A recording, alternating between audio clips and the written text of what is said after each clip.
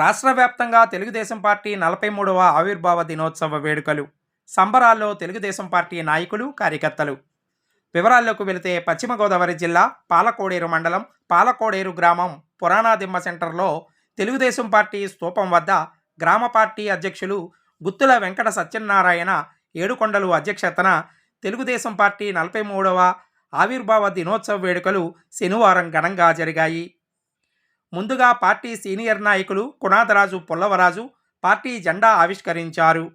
అనంతరం పార్టీ నాయకులు కార్యకర్తలు స్వర్గీయ ఎన్టీఆర్ చిత్రపటానికి పూలమాలలు వేసి ఘన నివాళులు అర్పించారు. ఈ సందర్భంగా పలువురు నాయకులు మాట్లాడుతూ బడుగు బలహీన వర్గాల సంక్షేమం అభివృద్ధి కోసం 1982 మార్చి 29న తెలుగుదేశం పార్టీ ఆవిర్భవించిందన్నారు. ఎన్నో ఒడిదుడుకులను తట్టుకుని కార్యకర్తల బలంతో నేడు నిలబడి నేడు స్వర్ణాంధ్ర శ్రీకారం కోసం పార్టీ అహర్నిశలు కృషి చేస్తుందన్నారు. రాష్ట్ర ముఖ్యమంత్రి వర్యులు శ్రీ నారా చంద్రబాబు నాయుడు ఇచ్చిన మాట ప్రకారం ప్రతి పథకం ప్రతి ఒక్కరికి అందజేయటం జరుగుతుందన్నారు. ఈ కార్యక్రమంలో పార్టీ నాయకులు కార్యకర్తలు అభిమానులు తెలుగు మహిళలు పాల్గొన్నారు.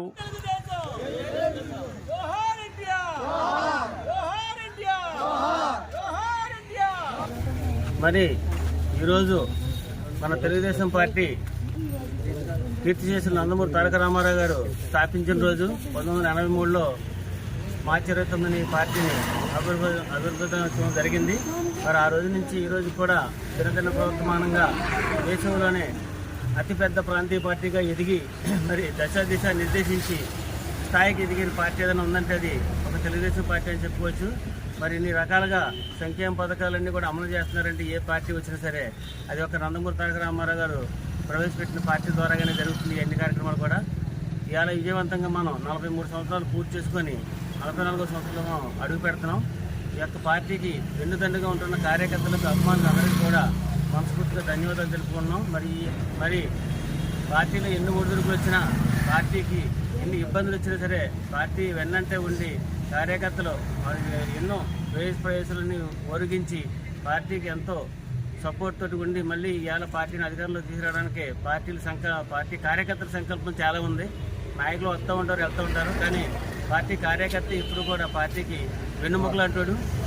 ఆ వెన్నుముక లాంటి పార్టీ కార్యకర్తని అధినేత మరి కార్యకర్త అధినేత అనే కార్యక్రమాన్ని చేపట్టి జనాల్లోకి వెళ్ళి ప్రతి బుధవారం కూడా నియోజకవర్గ వారీగా మీటింగ్లు పెట్టి వారికి సమస్యలు తెలుసుకోమని చెప్పి మంచి మహత్తరమైన కార్యక్రమాన్ని ప్రవేశపెట్టారు. మరి చంద్రబాబు నాయుడు గారు ఇవాళ దిశ నిర్దేశించి దేశంలోనే అత్యున్నత నాయకుడిగా ఎదిగిన వ్యక్తి ఎవరు ఉన్నారంటే అది నారా చంద్రబాబు నాయుడు గారే. మరి అటువంటి వ్యక్తుల ప్రభావంతో ఒక సహకారంతో మన నవ్యాంధ్రప్రదేశ్ని దేశంలోనే ఒక ఉన్నత స్థానాన్ని తీసుకెళ్లాలని సంకల్పంతో పనిచేస్తున్నారు. మరి ఇచ్చిన హామీలను కూడా నెరవేర్చడానికి ఎంతో సంకల్పంతో పనిచేసుకుంటూ వస్తున్న వ్యక్తి. మరి కొంతమంది ప్రత్యర్థులు ఏమన్నారంటే హామీలు ఇచ్చారు నెరవేరలేదని చెప్పి మాట్లాడుతున్నారు. అది అవాస్తవం అండి. ఎందుకంటే పార్టీ అధికారంలోకి వచ్చేటికి జీరో బ్యాలెన్స్లో ఉంది. జీరో బ్యాలెన్స్లోనే కాదు, మనం 5 సంవత్సరాలు తీర్చలేని అప్పు చేసి వెళ్ళిపోయింది అవతల పార్టీ వచ్చి.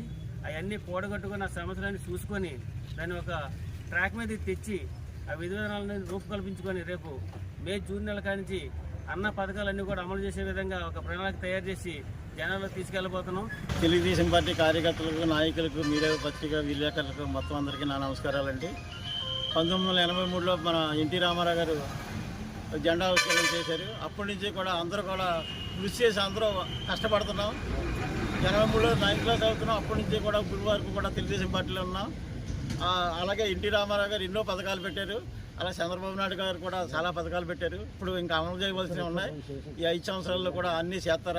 అందరికీ న్యాయం చేస్తారు చంద్రబాబు నాయుడు గారు. నచ్చినట్టయితే లైక్ చేయండి, షేర్ చేయండి, కామెంట్ చేయండి. మరిన్ని వీడియోల కోసం మా ఛానల్ ను సబ్స్క్రైబ్ చేయండి.